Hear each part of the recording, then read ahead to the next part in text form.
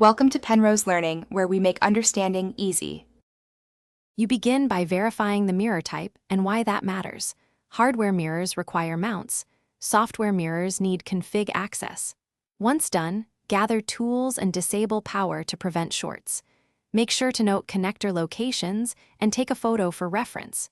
You will also park the vehicle or lock the device into maintenance state to avoid accidental movement.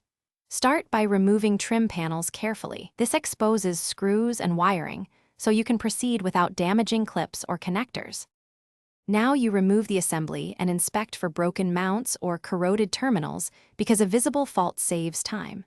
Once removed, swap the glass or entire module and reconnect labeled wires.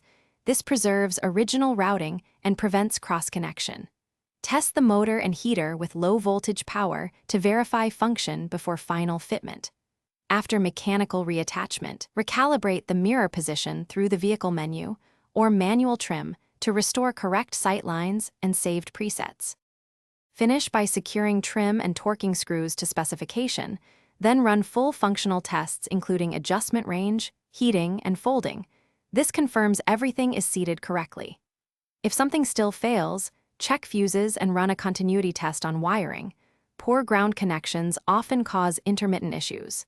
If diagnostics point to the module, swap with a known good unit or consult a technician. Remember, documenting steps in photos helps professionals diagnose persistent problems faster. Thanks for watching. If this was helpful, leave a like and consider subscribing. See you next time.